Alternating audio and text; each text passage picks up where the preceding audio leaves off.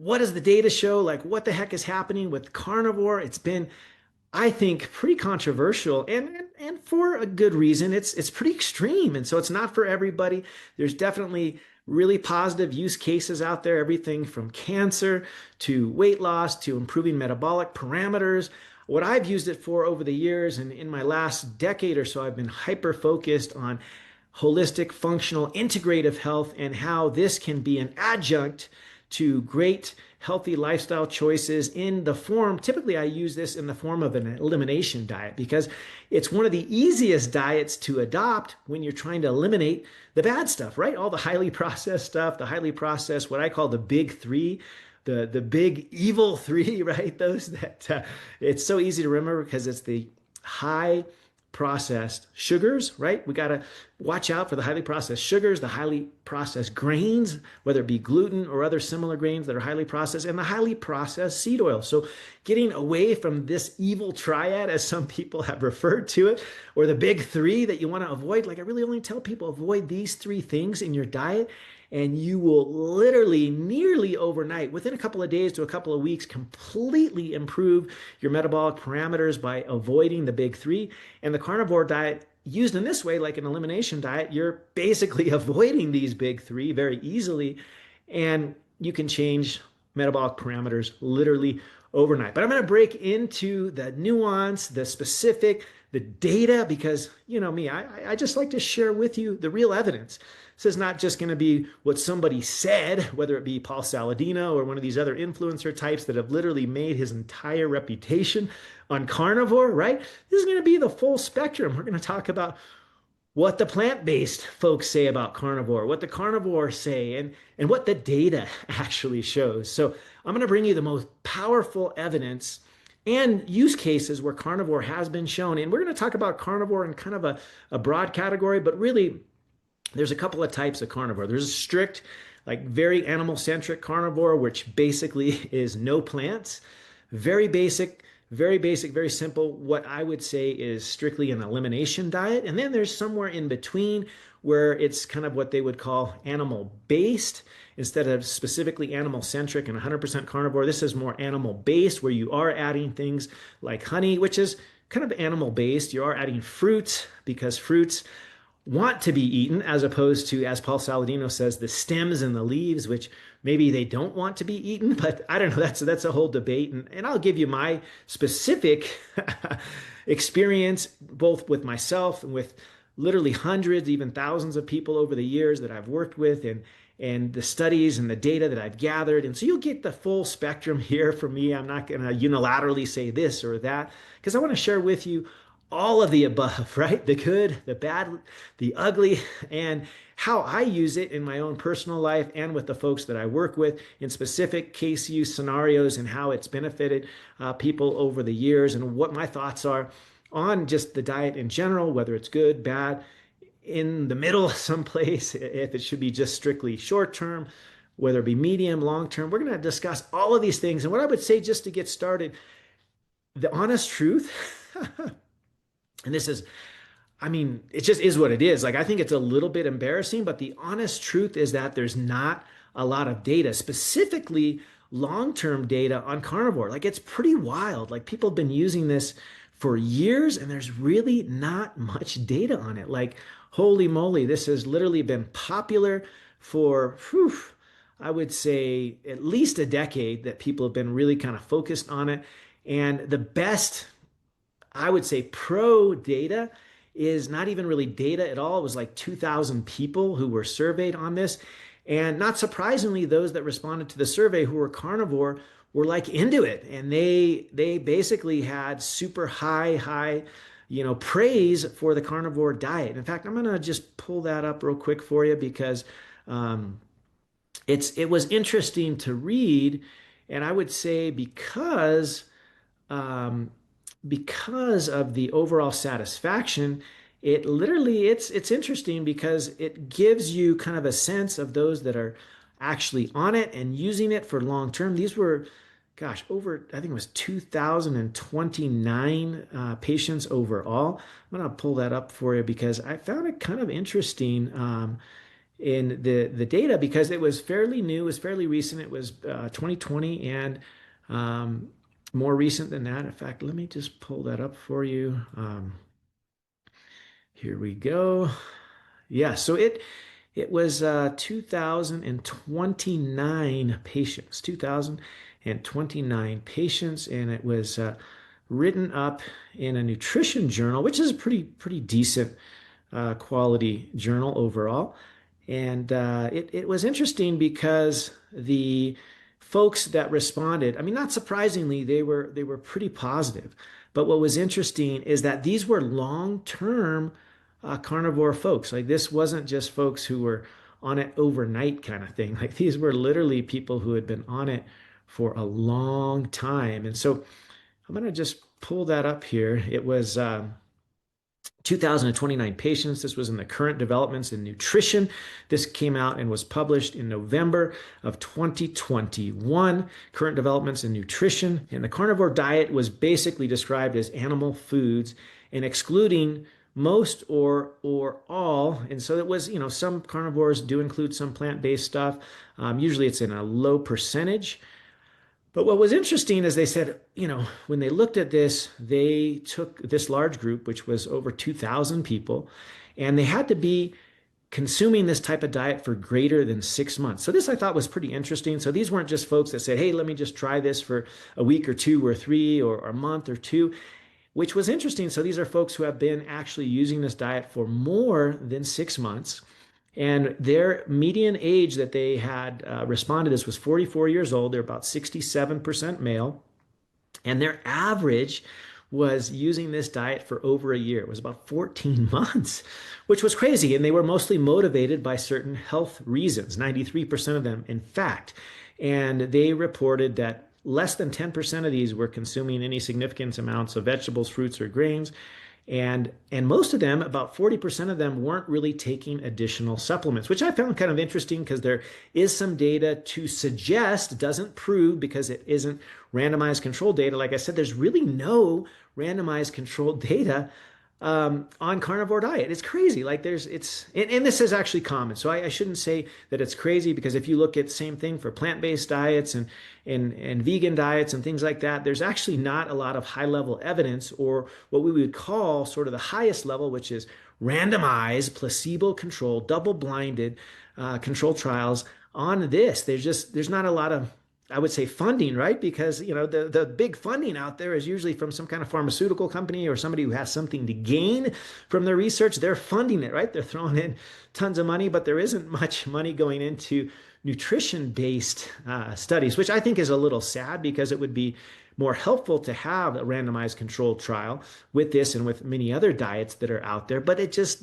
isn't common. And so most of the quality of evidence in general is what we would call observational, which this is as well. This, I think, reasonable look at carnivore, which comes out of the current developments in nutrition, like I mentioned, November of 2021, it's still not high level evidence. This is basically observational. So it gives you an idea of this group of people and what they're experiencing.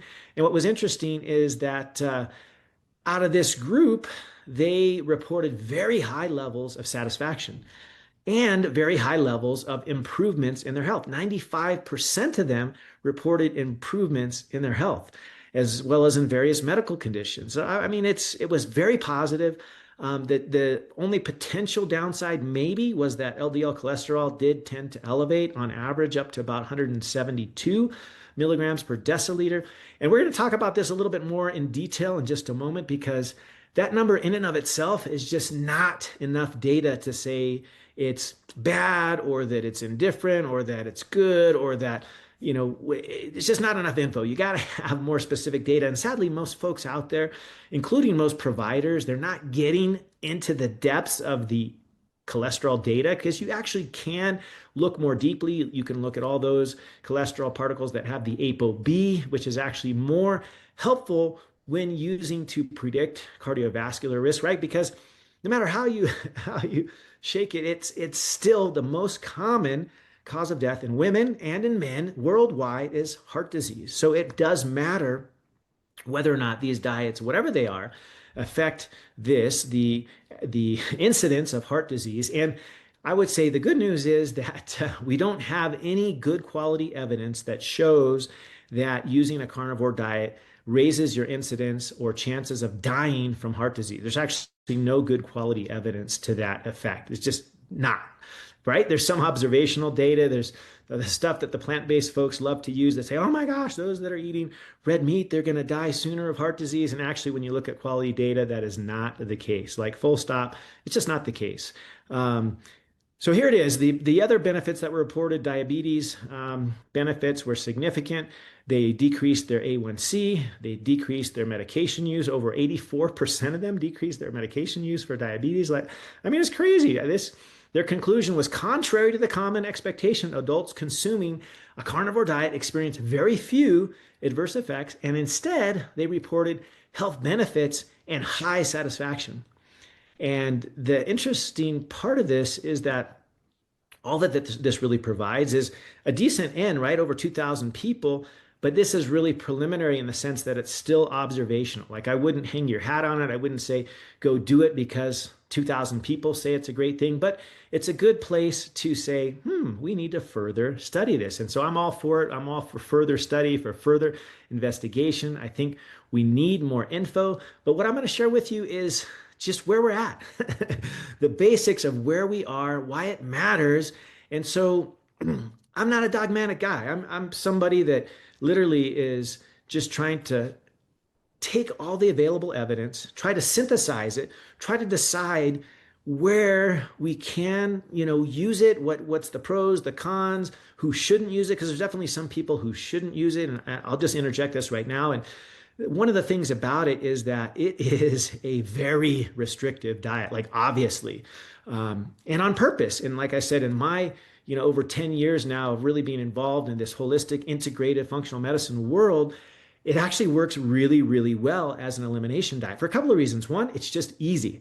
Like there's not a lot of questions about what's carnivore and what's not. Like it's very simple. It's pretty black and white. However, where it could be very potentially harmful is in folks who are already predisposed or who have history of an eating disorder, like a restrictive eating disorder, because they already have issues with restriction.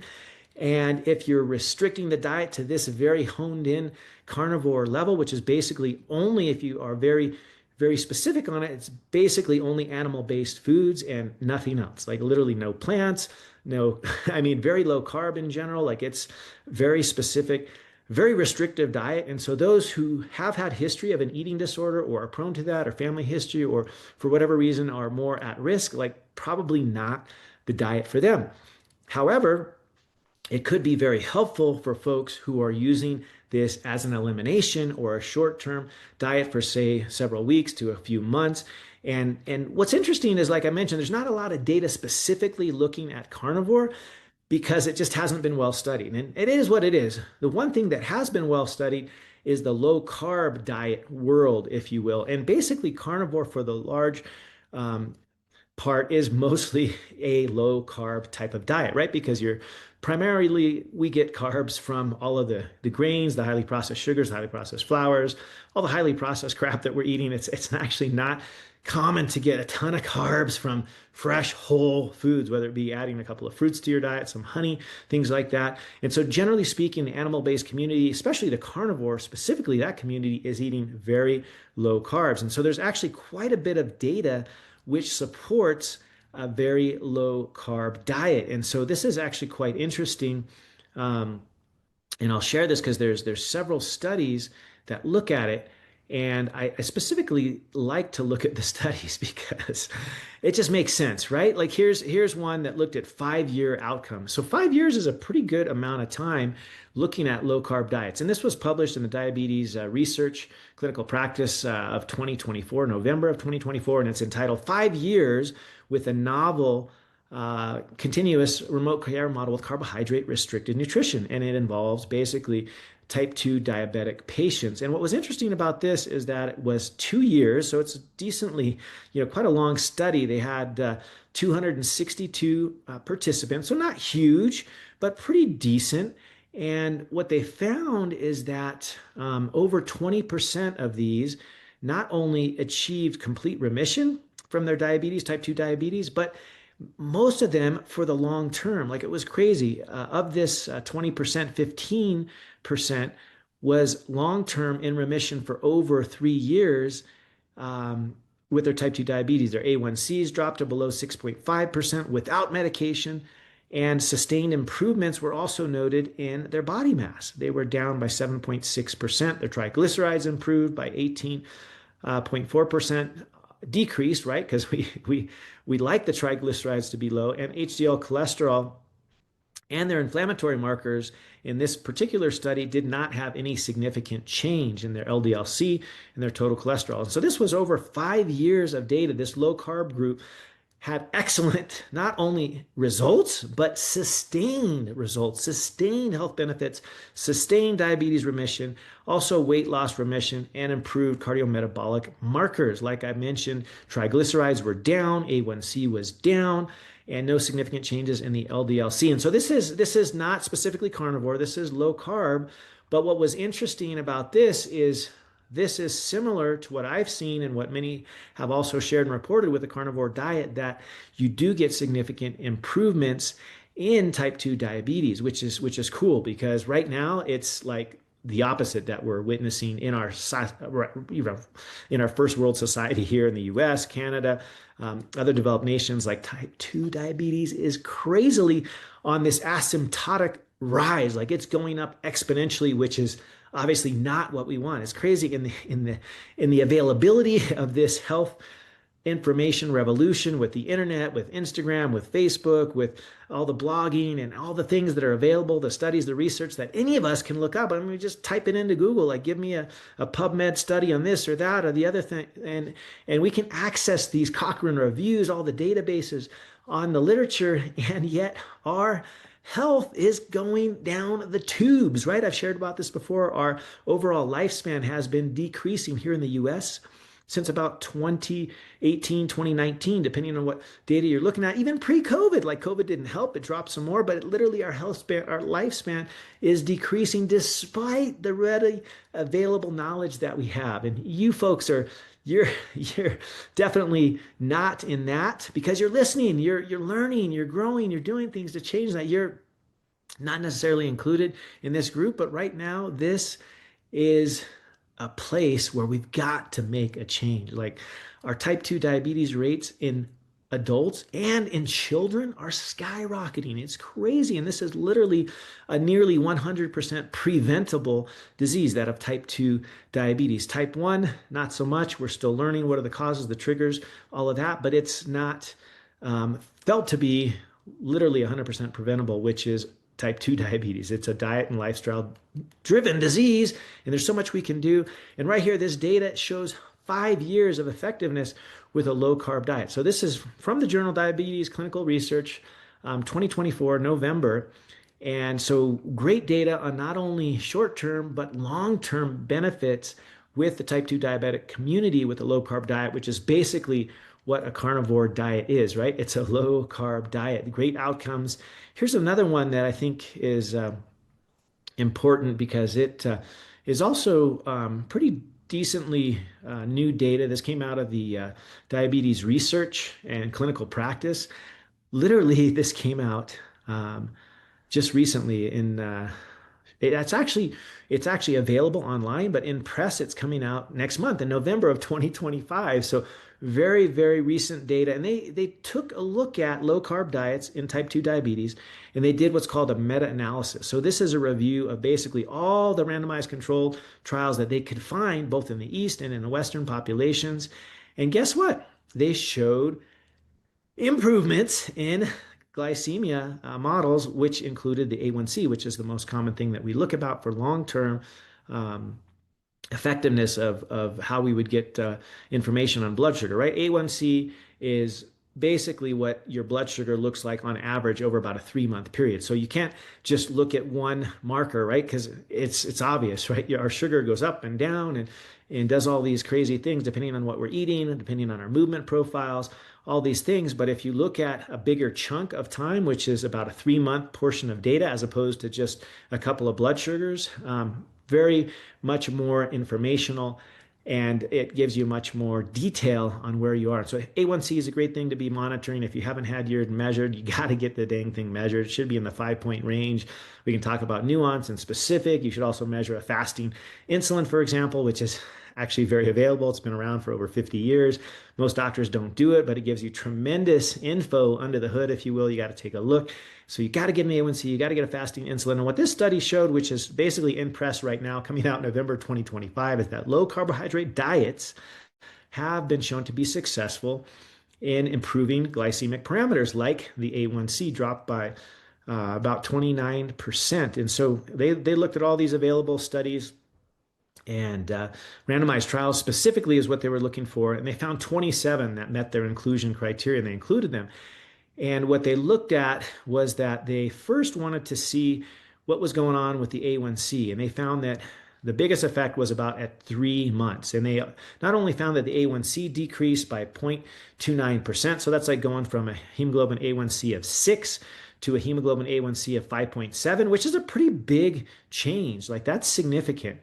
And they also looked at fasting blood sugar overall, which dropped by about 7 milligrams per deciliter. So that's going from about 100 in a fasting sample to 93, which is also, I would consider that a significant reduction. And they also found that weight loss was significantly improved at a 3 month marker.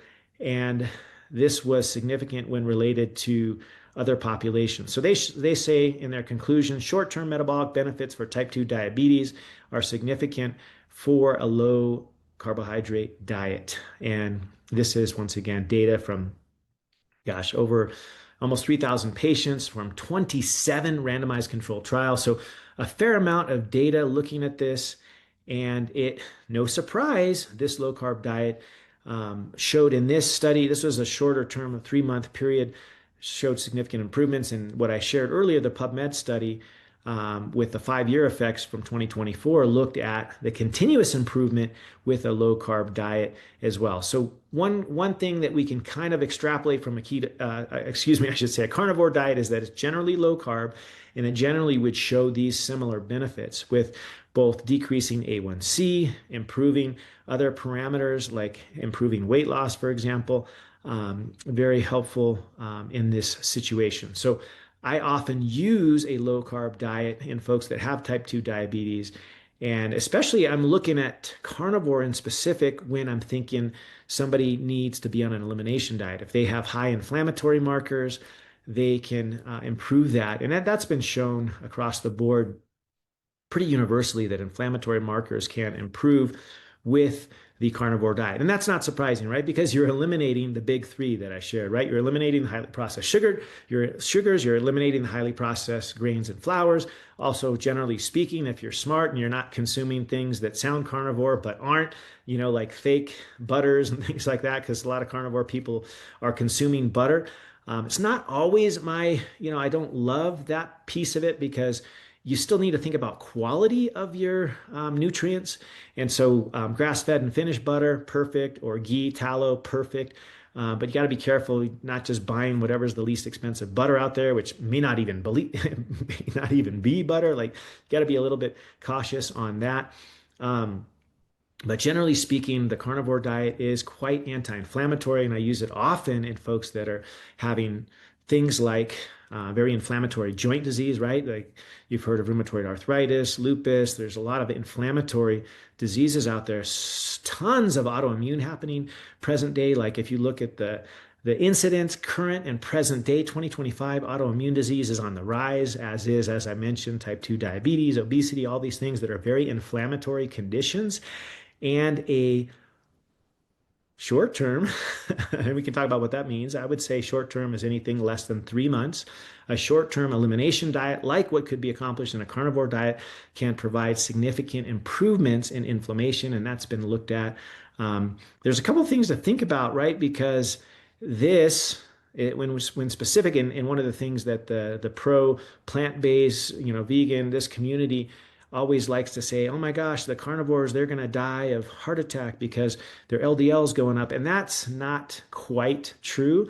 In fact, you have to look at you got to look under the hood, right? You can't just do a single LDL number because what is most often reported in 90% of the folks that are getting their cholesterol done is basically a computed LDL, which is not actually specifically a measure of particle size, which, yeah, it does cost a little bit more money. Your standard practitioner may not do it, but it's way more informative, way more helpful. As I mentioned at the outset, you want to know not just what your LDL and your HDL and your triglycerides are, but you want to know this thing called ApoB, which is kind of a conglomerate of the LDLs and LDL-like cholesterols that are all potentially increasing your cardiovascular risk. So you want to know that number, not just this calculated LDL number, which is less useful.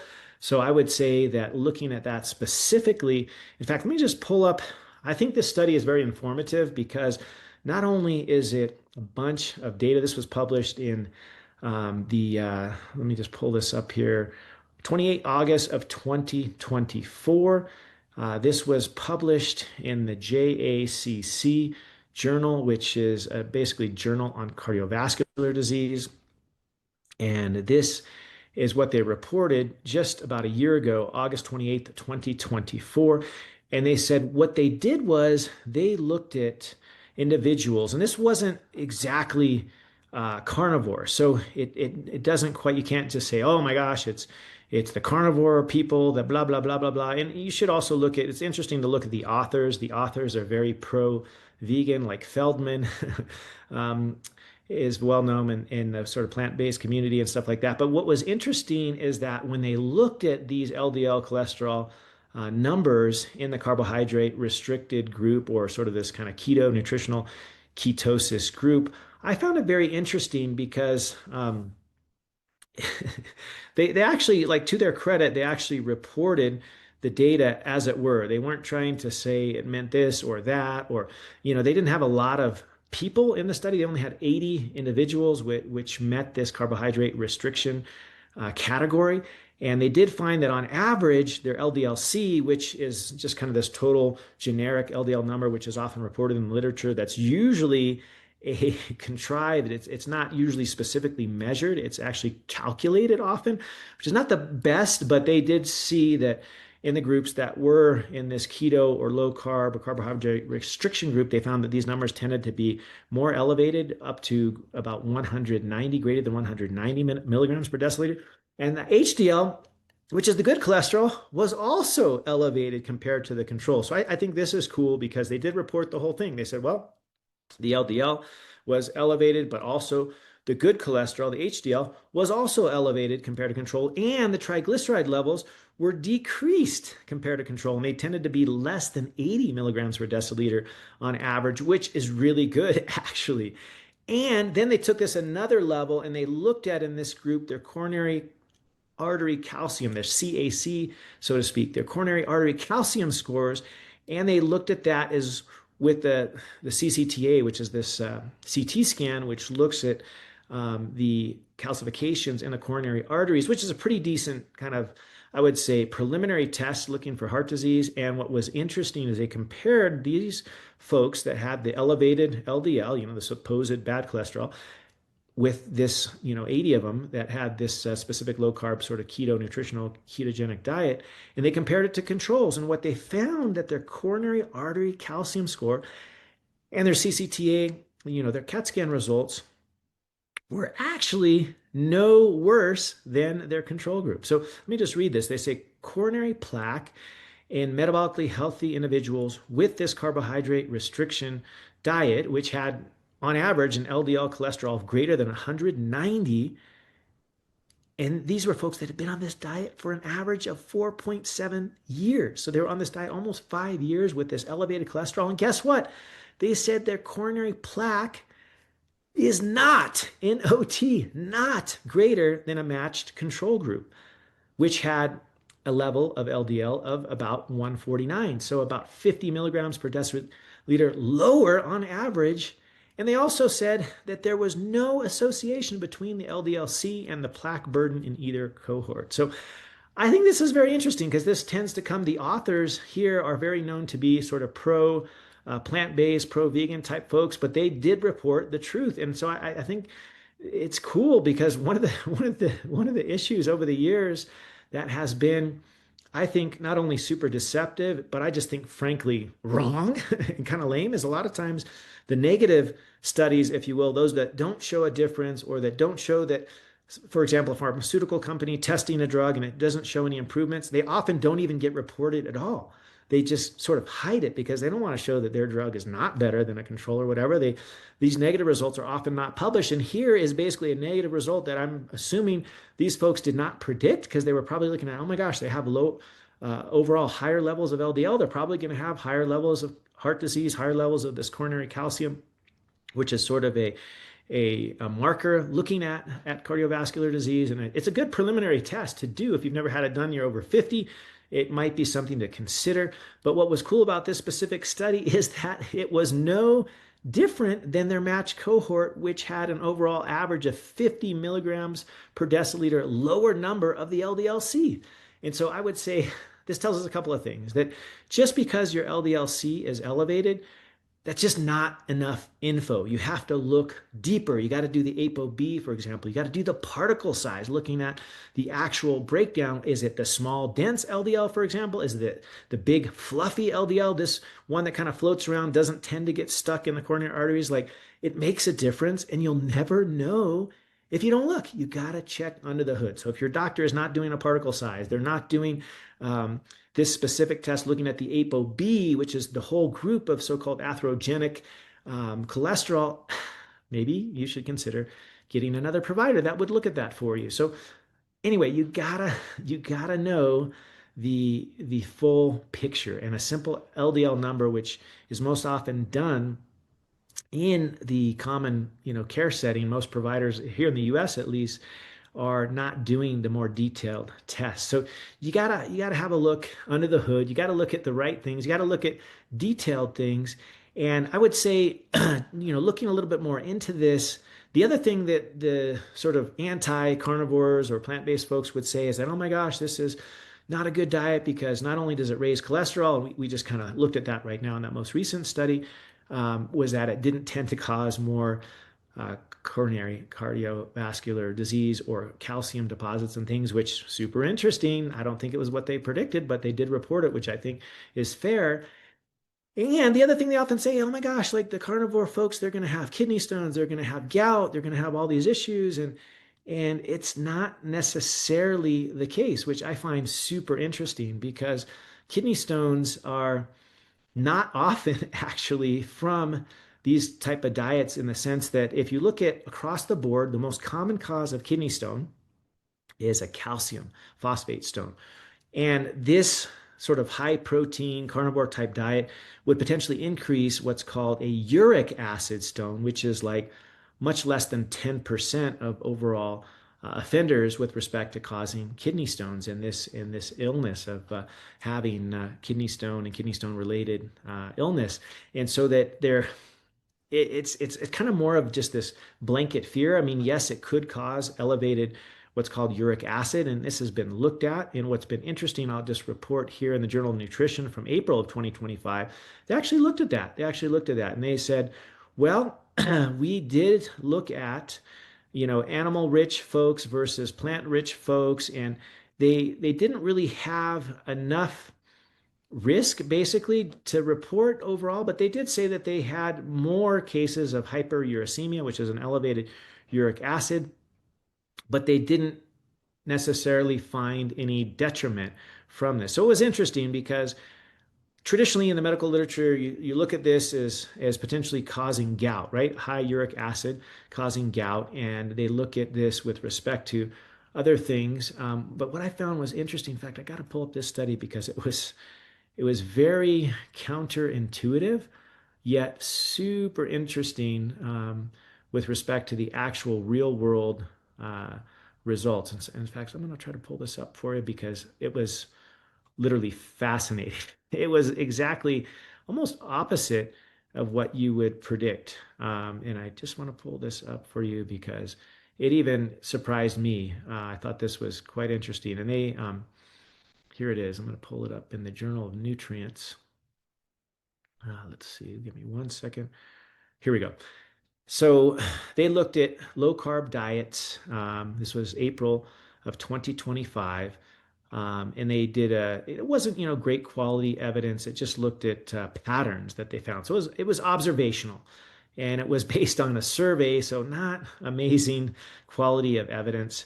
But what was interesting is that they did find a slight elevation in uric acid among those with this type of diet, the low um, carbohydrate diet that tended to be more animal rich, but it didn't show any significant adverse effects. And it wasn't even that big of a difference. Let me just pull up the numbers that they actually found. Here we go.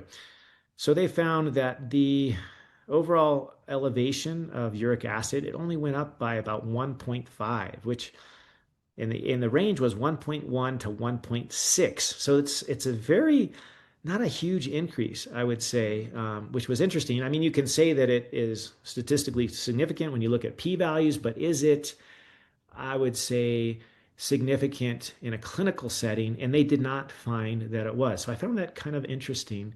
Um, and so I wanted to pull that up for you because that was very interesting. I think it was different than what they thought, but they did report it, which is great. All right, I'm just going to do a couple more studies because I just think it's super interesting to just look at the actual data. And so I wanted to share with you one more, which looks at, let me just pull this up. This was from the journal Clinical Nutrition, August 25th of 2025, and it was entitled Low Carbohydrate Diets Reduce Risk in Patients with Metabolic Dysfunction. So this is cool because they did a giant search. They looked at 16 randomized controlled trials, over 1,000 patients, and they looked at these low carbohydrate diets, which is not exactly a carnivore diet because they didn't specifically look at carnivore, but it was a low carb diet. And they found that they had significant improvements in their cardiometabolic risk, especially those among those that had what's called non-alcoholic fatty liver disease. And so it was interesting because right now, present day fatty liver disease is going up like crazy, like exponentially. And this is a bad thing. Fatty liver disease is not good. In fact, I shared about this probably a year or so ago on a podcast because I was not concerned, I would say, surprised a little, but very concerned that these numbers are going up exponentially right now in developed world, basically US, Canada, UK, developed places. These numbers of fatty liver disease, in fact, has overtaken the alcoholic liver disease as the primary reason for liver transplant. And so for all of my training, this medical training was 20, almost 30 years ago. We primarily did liver transplants for folks who had alcoholic liver disease or an autoimmune type. And right now, they're being done primarily for folks with what's called non-alcoholic fatty liver disease, which is almost always preventable. And yet, these are the most common reasons right now for liver transplant. It's nearly 100% preventable. It's kind of analogous to type 2 diabetes. These are often found in the same folks. But what was cool about this review, and like I said, it's very recent, August of 2025 in the Journal of Clinical Nutrition, they showed that these low carbohydrate diets are not only helpful for other metabolic parameters, but also with this non-alcoholic fatty liver disease, or often it's also referred to as metabolic dysfunction, steatotic liver disease, fatty liver, basically. And I think if any of you have had a CT scan or a ultrasound, maybe you had right upper quadrant pain, they did an ultrasound and they said, oh, we don't see gallstones, we saw fatty liver, no big deal. A lot of people have fatty liver and they just kind of brush it off. And I would say, I'm sorry, it is a big deal because this is right now the most common cause over time of liver transplant currently in the developed world. So yes, it is a big deal. Most doctors say it's not a big deal because it's so common. And just because something is common, like right now, obesity is common, right? Almost 80% of Americans are overweight or obese, or this number, as I shared earlier, of type 2 diabetics is going up exponentially. Just because it's common doesn't mean that it's okay. And it's not a good thing, obviously. And the good news is, as I just shared, that a low carbohydrate diet can help with all of this, the cardiovascular risk factors, as well as with this particular non-alcoholic fatty liver disease. So I found that super interesting. I wanted to share that.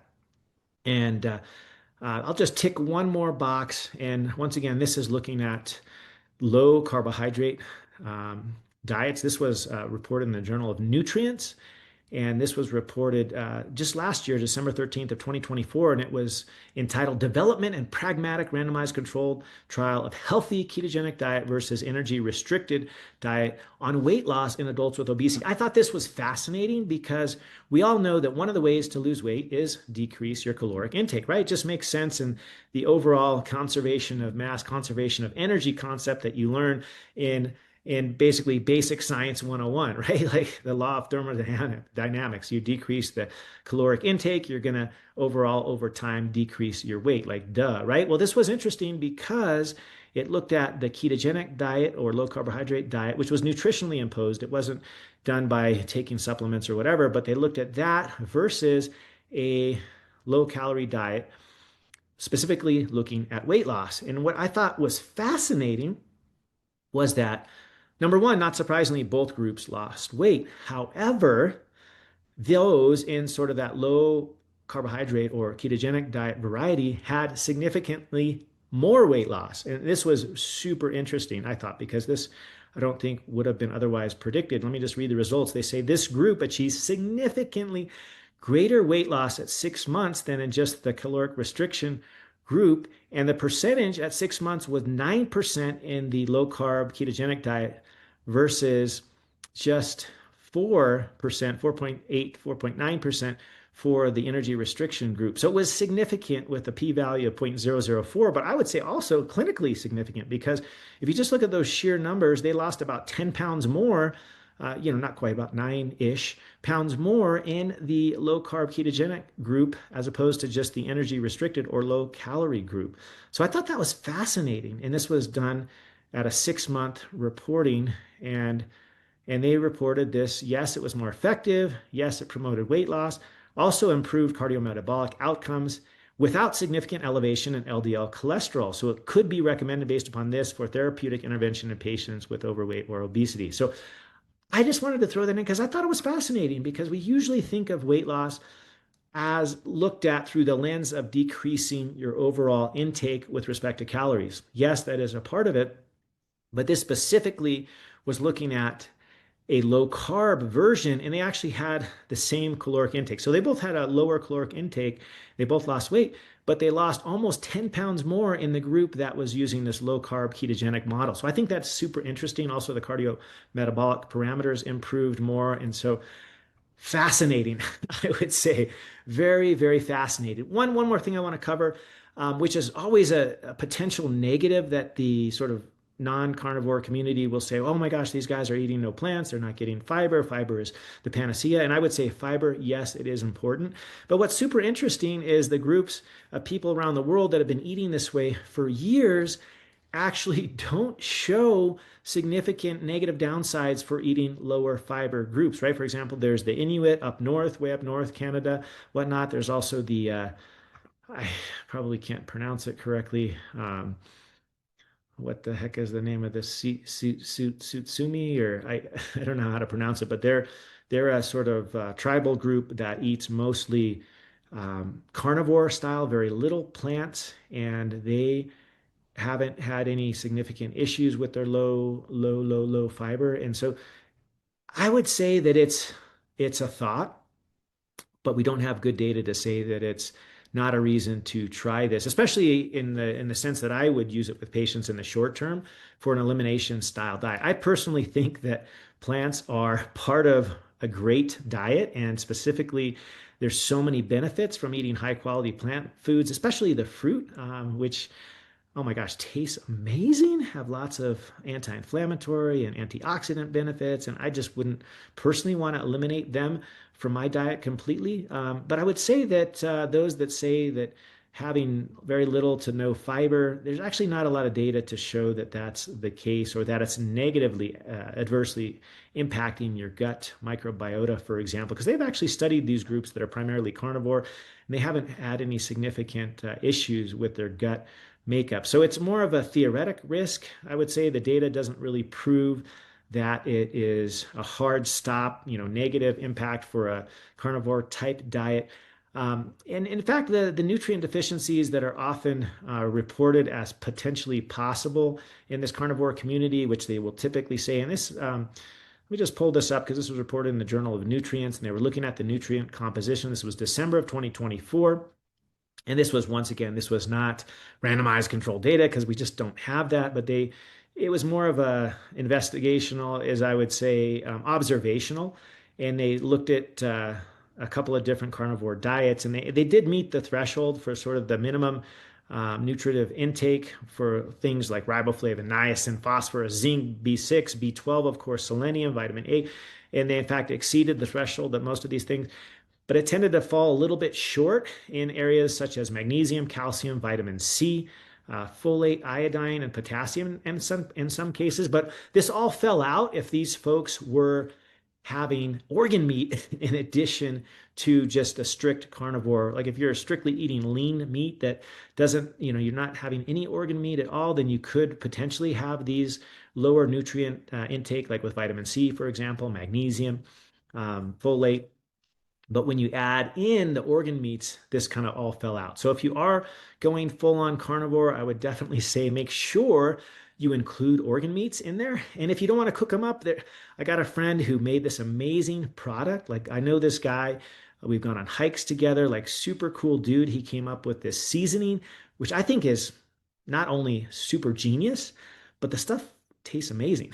It's called Pluck, like Pluck, Pluck, and it is basically made from organ meats. So if you don't want to take organ meats in and cook up your own liver and things like that, which is a little challenging for most to do, like either buy an organ meat supplement or use this use this seasoning because I think it tastes amazing. I actually just 2 weeks ago we had a group of a couple of dozen ladies at a retreat, and I cooked them up some, I thought, pretty simple meats, but I threw this spice on the Pluck, and they were like, "Oh my gosh, how did you do that? What did you marinate it in?" I'm like, "I literally just sprinkled this seasoning on, and that was it."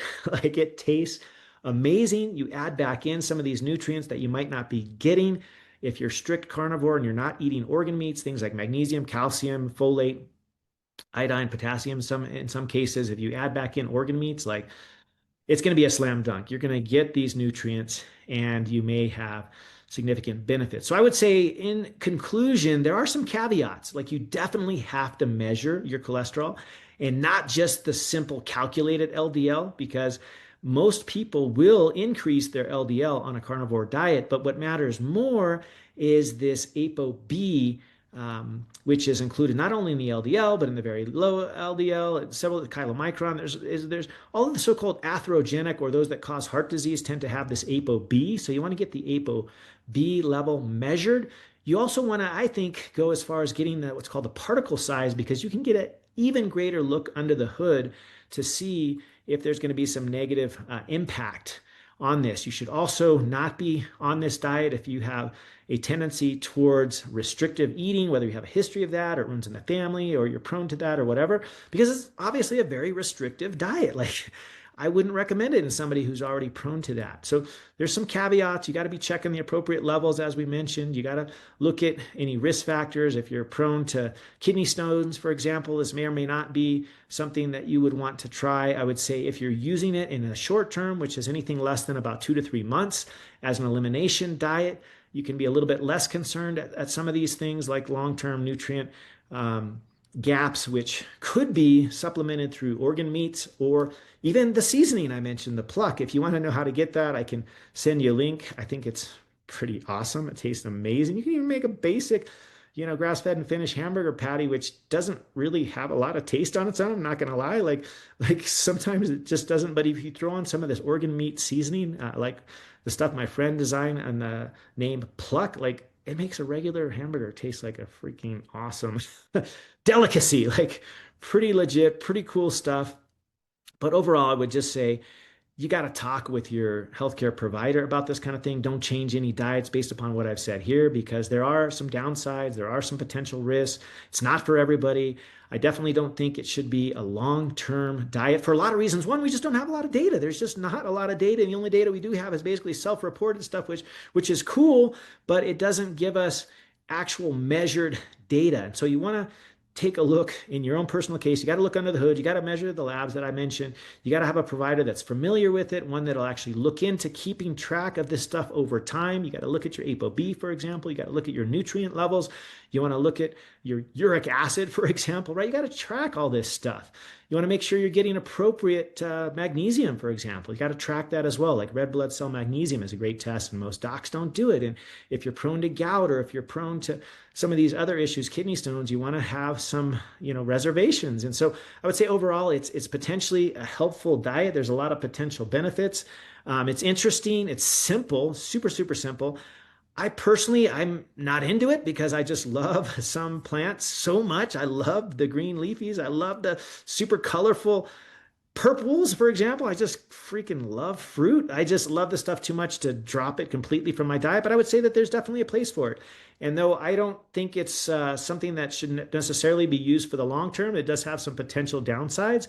But I think it could be used for especially short term elimination diet type of stuff, and certainly has some potential benefits as shared here with glycemic control, decreasing fatty liver, decreasing type 2 diabetes potentially, decreasing inflammation. And all of this could be helpful. But you got to talk with your provider. None of this is medical advice. This is not saying you should or you shouldn't. You got to look under the hood. You got to do the test. You got to talk to somebody who knows about it. And if you need somebody who's had experience with this, I would say folks that are specifically trained in functional medicine, like those you'll find at the ifm.org. That's the Institute for Functional Medicine.org. They know about this stuff. They've been using elimination diets for years, and carnivore is one of those. And so I would say it's an option among a sea of options, but you got to know your particular use factor scenario. You got to work with somebody who knows what they're talking about. So reach out to a provider over there on the ifm.org website. You can reach out to me. I'd be happy to help. Go over to my website, thomashemingway.com. We can have a look under the hood. We can do some of these tests because you got to know what's under the hood. But until next time, thanks for learning and loving and sharing, and we'll see you on the next episode.